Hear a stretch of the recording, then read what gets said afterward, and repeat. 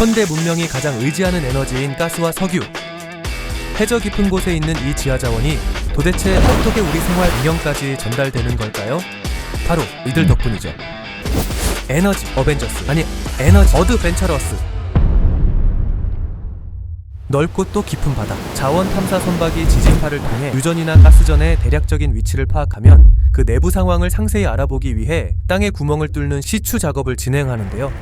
해양에서 시추를 하기 위해 만들어진 선박을 우리는 시추선이라 부릅니다.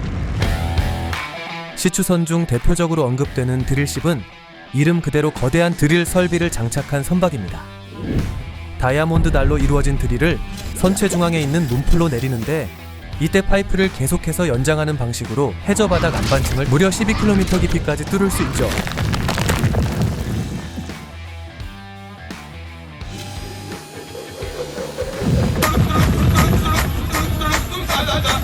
한창 시추하고 있는 중에 파도의 영향으로 선박이 이동하게 되면 파이프가 파손될 수 있기 때문에 이를 방지하기 위해 다이나믹 포지셔닝이라 불리는 시스템이 시추하는 내내 선박의 위치를 처음 그대로 유지시켜줍니다.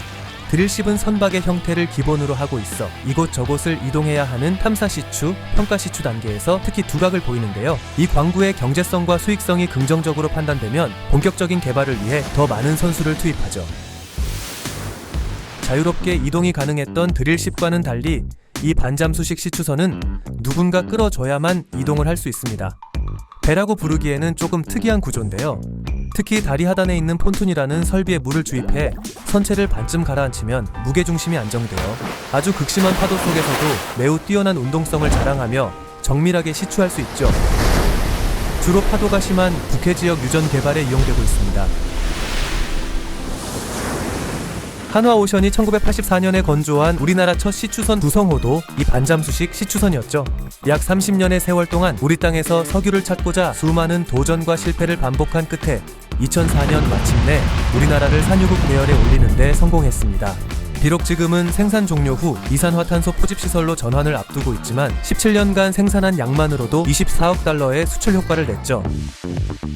선체를 물에 가라앉히는 대신 공중에 띄우는 방식의 시추선도 있습니다. 제겁리그, 가판 승강형 시추선인데요. 기다란 철제 기둥을 아래로 내려 해저면에 고정시키고 선체를 수면 위로 띄우면 파도의 영향에서 벗어나 안정적으로 시추할 수 있죠. 다리 길이를 무한정 늘릴 수는 없기 때문에 수심 150m 이하의 비교적 얕은 수심에서 유전을 개발할 때 이용됩니다.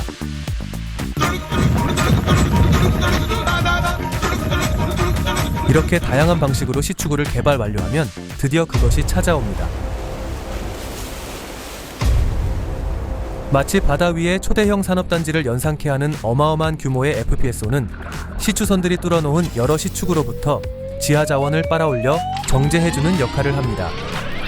갓 끌어올린 가스나 석유는 온갖 진흙과 물이 뒤섞여 있는데 이 불순물들을 깨끗하게 거른 후 순도 높은 에너지로 저장하는 것이죠.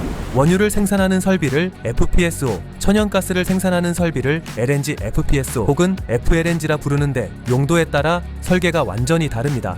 이렇게 대량의 에너지를 안전하게 저장하고 있다가 에너지 운반선들에게 하역해주는 것도 FPSO의 큰 역할 중 하나죠. 생산과 저장, 하역시설까지 한데 모여있어 가히 에너지 모함이라 불릴만 합니다. FPSO로부터 넘겨받은 에너지는 이제 특수 설비를 갖춘 운반선들에 의해 육상으로 운송됩니다. 육상에 있는 대형 저장 탱크에 도착하면 별도의 가공 작업을 거쳐 비로소 소비자에게 공급되죠.